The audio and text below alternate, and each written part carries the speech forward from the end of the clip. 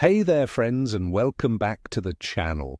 It's your buddy here, ready to break down another week of fishing.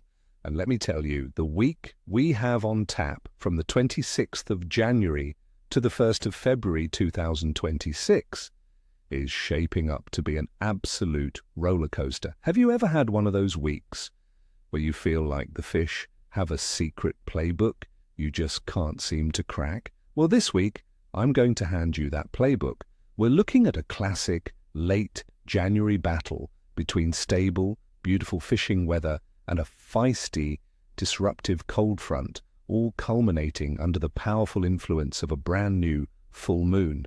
This isn't just a forecast, friends. This is a game plan. We're going to dissect this thing day by day so you know exactly when to call in sick, when to focus on that honey-do list, and exactly what to tie on to make every single moment on the water count. The fish are going to be on the move, and if you follow along, you'll be there to meet them. Trust me, you're going to want to hear this. First up, let's talk about our primary target, old Mr. Largemouth bass. In late January, bass are all about conserving energy and finding the most stable, comfortable water they can. Their metabolism is slow, so they aren't going to chase a fast-moving bait 100 yards across a flat. You need to think slow, deliberate, and put the meal right on their dinner plate. So, where is that dinner plate? For the most part, you're looking for deep water structure. Main lake points that drop off sharply into a river or creek channel are prime real estate. Look at your electronics for isolated brush piles, rock piles, or ledges in that 15 to 25-foot zone. These are the winter condos for big, lethargic bass. On those beautiful sunny afternoons, especially later in the week, don't be afraid to check steep, rocky banks that get a lot of sun. Those rocks absorb heat and can warm the water just a degree or two, which is all it takes to draw in some bait fish and a bass looking for a slightly warmer spot to hang out. Now for the fun part. What to throw? This is not the time for burning a spinnerbait. My number one recommendation is a suspending jerkbait. Something like a Megabass Vision 110+1 in a natural translucent color like matte shad or Tennessee shad is deadly. The key is the retrieve, cast it out, crank it down to its maximum depth, and then let it sit. Let it sit. A 10, 15, even a 20-second pause is not too long in cold water. That slow, dying quiver is what triggers a strike. My second choice would be a jig. Specifically, a half-ounce football jig in a subtle color like green pumpkin or brown craw. Tip it with a matching craw trailer and slowly, and I mean slowly, drag it across those deep points and ledges. You want to feel every single rock and pebble. The bite won't be a jarring thump. It will likely feel like a little bit of mushy weight or pressure on the line. Reel down and swing hard. Finally, for covering those deep zones where you're marking bait and fish on your graph, you can't beat an Alabama rig. A smaller, more subtle rig like a hog farmer mini flex with 3.5 to 4-inch swim baits in a shad pattern can be absolutely killer for schooling winter bass. It's all about that slow, methodical presentation. Next, let's talk about one of my favorite winter targets, crappie. While bass can get a little moody in the cold, crappie often feed aggressively right through the winter. The key to finding them is that they will be grouped up in massive schools. We're talking about finding the whole village, not just one or two fish. So where is the village? Just like bass, they relate to deep structure, but they have a particular fondness for anything vertical. Deep, man-made structures are crappie magnets. Think bridge pilings, deep docks, and especially deep water brush piles. If your lake has submerged timber, you can bet the crappie will be suspended in those branches. They do this for safety and to find the most stable water temperature in the column. Your electronics are your absolute best friend here. Idle over those areas until you mark those classic tight balls of fish. Once you find them, you can often catch dozens without moving the boat. The approach here is all about finesse and precision. The best tactic is vertical jigging. You'll want a very light spinning rod with a 4 or 6 pound test line, a tiny 1/16 or 1/32 ounce jig head with a small plastic body like a Bobby Garland baby shad in a colour like monkey milk or blue ice is the ticket. Drop that jig straight down to the depth where you're marking the fish. Don't impart a ton of action, often just holding it still and letting the subtle movement of the boat do the work is enough. You can also try a slip bobber rig with a live minnow. Set the bobber stop so your minnow is dangling just above the school. Now, this is a fantastic way to coax a bite from less aggressive fish. The key with crappie is to be subtle. The bite will be incredibly light, often just a tiny tick or a slight upward jump of your line. Line watching is a critical skill for winter crappie fishing. All right, friends, let's get into the nitty-gritty, the why behind the bite. This is the part of the show where we analyze the conditions so you understand exactly what the fish are thinking. First, the weather. This week is a tale of two halves.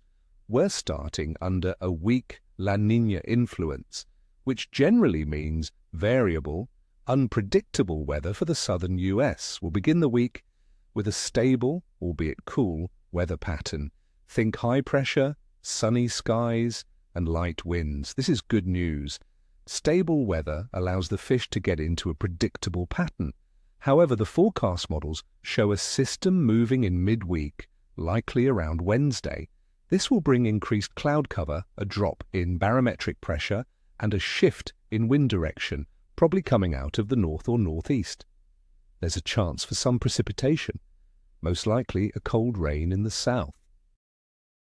Then, post-front, we'll see that classic bluebird sky, high-pressure condition that can make for a tough bite initially, but it will stabilize as we head toward the weekend. Next, water temperature. In late January, you can expect surface temps to be in the low to mid-40s in the northern part of the region and maybe creeping into the low 50s in the deep south. This is cold. A fish's metabolism is directly tied to the water temperature, so they will be lethargic. They're not actively hunting, they are opportunistically feeding. They will position themselves in the most stable and warmest water available, which is typically deeper water, or on those sun-baked rocky banks I mentioned earlier. Even a 1-degree difference is a huge deal to a fish in the winter. Now for my favorite part, the phase of the moon. This is a huge factor this week, my friends. We start the week just after a first quarter moon, which is on Sunday, the 25th. Then the week culminates with a massive full moon on Sunday, February 1st. Angling wisdom passed down for generations says that the days leading up to and including a full moon often trigger major feeding activity. The increased gravitational pull gets the bait fish moving and the predators follow. This full moon falling on the weekend is a gift, and it perfectly coincides with the weather stabilizing after that midweek front. Finally, the overall biological activity. The fish are in a full-blown winter pattern. This means they are grouped up and holding tight to structure. Bass will be feeding in short windows, often during the warmest part of the day, from around noon to 4 o'clock. Crappie might feed throughout the day, but the bite will be incredibly subtle. The primary food source for all predator fish right now is shad. Find the clouds of bait fish on your electronics, and you will find the fish you're looking for. This is a game of patience and precision. Okay, it's time for the moment you've all been waiting for. Let's break this down day by day so you can plan your attack. Monday, the 26th of January. I am rating Monday as a good day of fishing. The week starts with stable high pressure. The skies should be mostly sunny with light winds. Fish will be in a predictable winter pattern. Focus on those deep structures with slow-moving baits. The afternoon bite will be the best as the sun warms the water slightly. Tuesday, the 27th of January. I am also calling Tuesday a good day. We're getting another day of that beautiful, stable weather. This is a great day to build on what you found on Monday. The fish should be in the same places. This might be the best day of the early week, so if you can get out, do it. The pressure is stable, the winds are light, a perfect winter fishing day. Wednesday, the 28th of January. Here comes the change, friends. I'm rating Wednesday as fair to tricky. You'll notice the clouds building and the wind picking up. The barometric pressure will begin to fall ahead of the approaching front. Sometimes this can trigger a brief feeding frenzy right before the front hits, but it can also put the fish on edge. A suspending jerkbait might be good, as fish could be suspended and indecisive. Thursday, the 29th of January. I have to rate Thursday as weak. This will likely be the toughest day of the week. The front will be passing through, bringing colder temperatures, gusty north winds, and a good chance of rain. The pressure will bottom out and then start to spike. Fish, especially bass, do not like these conditions. They often get lockjaw. If you have to go, focus on crappie, as they are a bit more tolerant of these changes.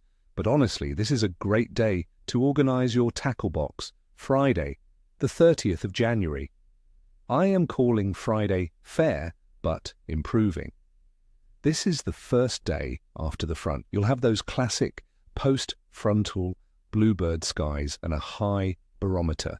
It will be cold in the morning, but the sun will be bright. The bite will likely be tough early, but as the sun gets high in the sky in the afternoon, things will start to get better. Fish those sun-warmed banks late in the day. Patience will be key. Saturday, the 31st of January. We are back in business. I am rating Saturday as good to excellent. The weather has stabilized for a full day. The sun is out, and we are just one day away from the full moon. The fish will have adjusted and will be ready to feed.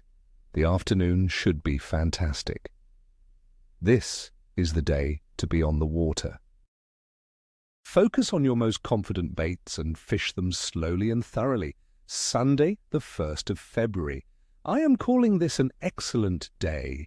It's the perfect storm, friends. We have stable high pressure, sunny skies, and a bright, beautiful full moon.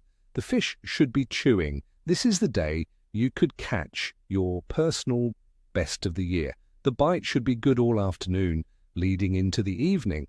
Whether you're targeting bass or crappie, this is the day to put in the time. It just doesn't get much better than this in the winter. And that's a wrap for this week's forecast, my friends. What a week it's going to be. Remember to be patient, fish slowly, and trust your electronics. The fish are there, you just have to coax them into biting. I truly hope this helps you get on some fish.